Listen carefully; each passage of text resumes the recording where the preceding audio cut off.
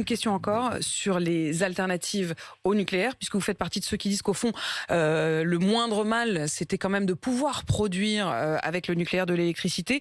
On a le commissaire européen Frans Timmermans qui dit à la veille donc de ce sommet européen qu'il faudra développer massivement l'éolien et le solaire. Est-ce que c'est vraiment une solution?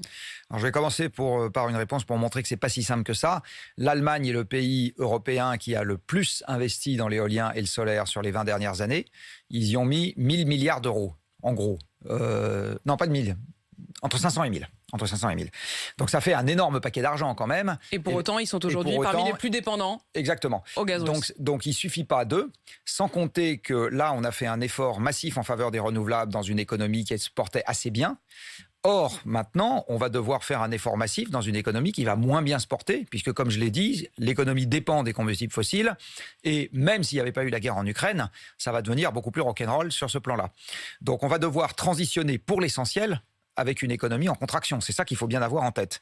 Et déployer massivement les ENR dans ce genre de contexte... C'est-à-dire les énergies renouvelables. Les énergies renouvelables, oui.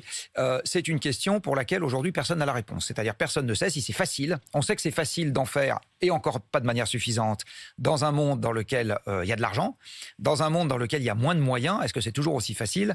C'est pas évident. Donc le cocktail sur lequel il va falloir jouer, c'est des économies, des renouvelables et du nucléaire. Et aucun de ces trois pieds-là du tabouret n'est un pied qu'on peut exclure. Par contre, la part de chaque pied, en fonction du secteur, en fonction de l'usage, en fonction de la situation de départ, elle varie. Et il va falloir tenter tous de faire un effort de consommation, finalement, vous en venez là aussi. Donc aussi. on va devoir faire des efforts de sobriété de toute façon.